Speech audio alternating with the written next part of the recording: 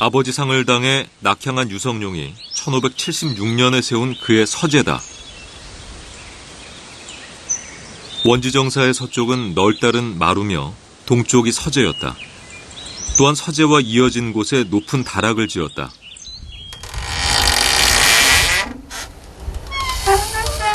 원지정사에서는 강 건너 원지산이 한눈에 들어온다.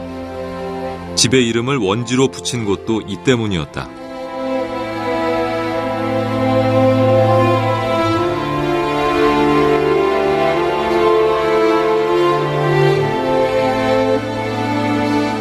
원지정사의 정자 연좌루. 팔짝지붕의 추녀가 마치 제비 날개와 같다 하여 연좌루라 불렀다. 산과 강을 바라보기 위해 유성룡은 연좌루를 마련했다. 그러나 이들은 임진왜란 당시 왜군들의 방화로 모두 불타버린 상태였다. 1593년 전쟁이 소강 상태에 접어들자 유성룡은 잠시 고향 안동에 들러 어머니를 만났다. 그리고 불타버린 원지정사터에서 양명집을 발견하게 된다.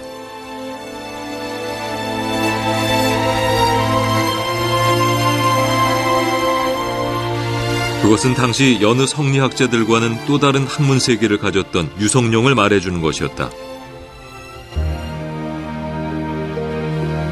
유성룡은 당시로서는 이단으로 취급받던 양명학을 접했던 학자였다.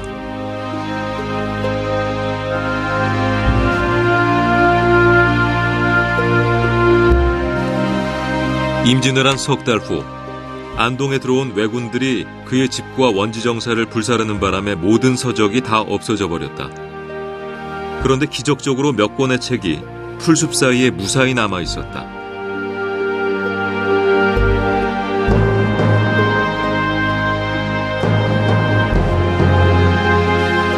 불타버린 원지정사터에서 찾아낸 것, 그것은 바로 양명집이었다.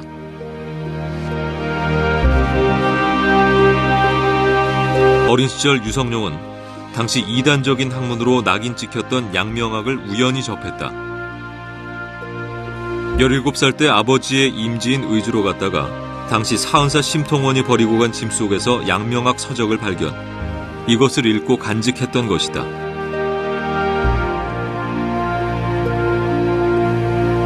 그렇다면 양명학이란 어떤 학문이었을까?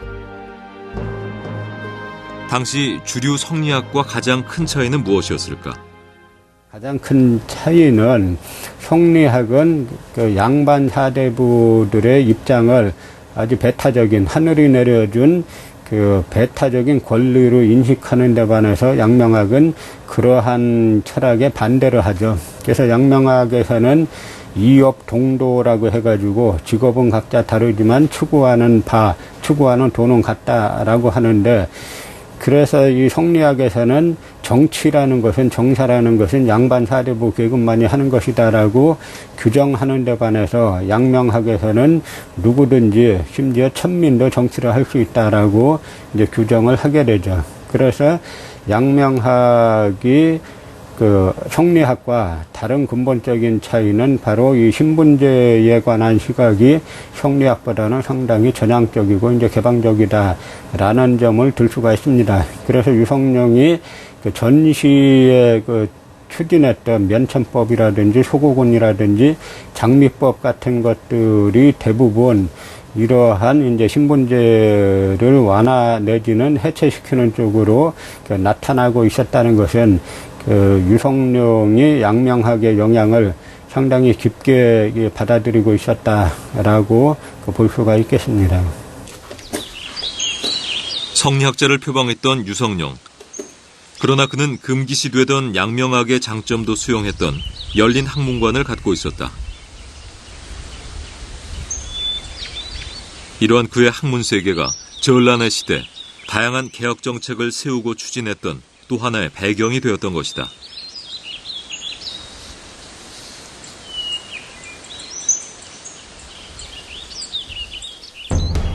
징비록은 임진왜란의 전개 과정에 대한 기록만이 아니라 전쟁을 당한 데에 대한 통절한 반성의 기록이었다.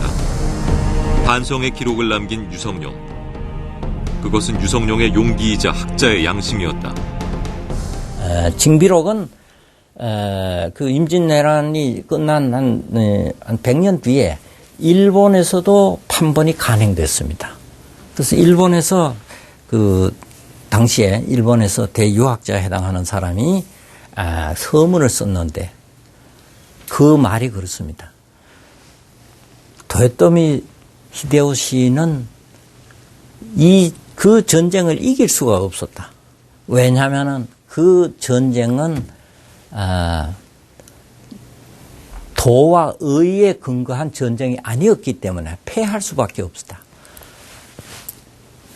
그리고 그 얘기는 곧 이 조선, 곧 그 전쟁을 총지휘했던 유성룡 선생의 승리를 평하는 거였어요.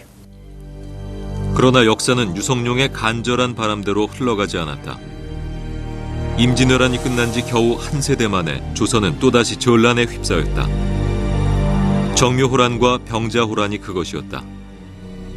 역사는 여전히 유성룡의 통절한 반성을 외면했던 것일까?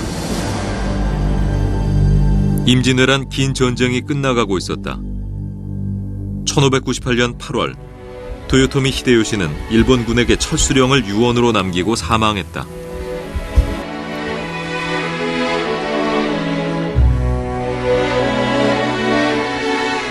이 무렵 유성룡은 누구도 예기치 못했던 결단을 내렸다. 1598년 9월 유성룡은 사직상소를 올렸다. 자신의 관직을 환수하여 사람들의 논란을 그치게 해달라고 했다. 유성룡의 사직상소 이유, 그것은 탄핵을 받았기 때문이었다. 전란 극복에 혼신의 힘을 다했던 유성룡, 그가 탄핵을 받은 이유는 무엇이었을까? 조선 후기 이긍익의 연려실 기술에 그 이유가 기록돼 있다.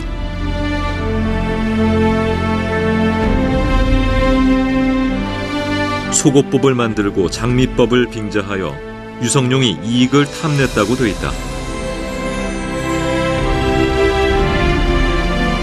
농지 소유를 기준으로 세금을 쌀로 내도록 하자는 유성룡의 세제 개혁이 장미법이었다.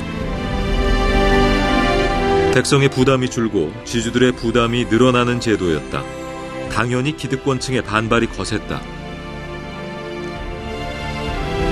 또 다른 탄핵 이유는 유성룡이 천한 신분을 면천시켜주는 등 신분제 질서를 흔들었다는 것이다.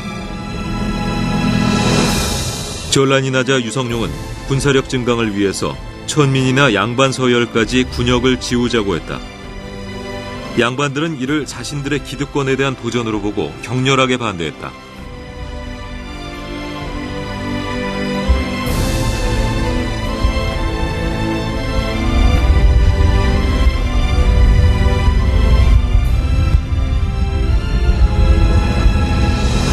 민생과 국방력 강화를 위한 유성룡의 정책. 이에 반발한 반대파들이 유성룡을 탄핵했던 것이다.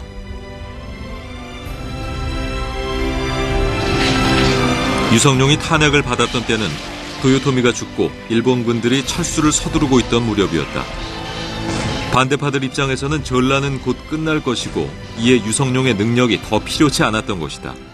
유성룡을 공격하는 글들 중에서 소고군을 만들었다, 장미법을 만들었다, 서얼들이나 천민들, 이 서예들을 갖다가 발탁해가지고 벼슬을 주었다라는 등의 이야기들이 있는데 바로 이 부분이 유성룡이 공격당한 핵심 사항이라고 볼 수가 있습니다. 그러니까 당시 양반 사대부들은 전쟁을 맞이해서 마지못해서 유성룡이 추진했던 그런 개혁 정책들을 받아들였지만 이제 전쟁이 끝나니까 유성룡이 추진했던 개혁 정책들을 모두 다 없던 것으로 되돌리기 위해서 없던 것으로 되돌리고 양반 사대부들만이 또다시 이제 집권층으로 복귀하는 그런 과거 회귀를 하기 위한 희생양으로 유성룡을 점 찍었고, 그래서 유성룡은 전란 극복의 1등 공신, 최고 1등 공신임에도 불구하고 전란이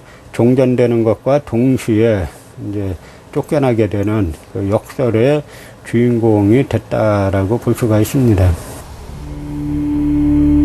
선조의 태도도 애매했다.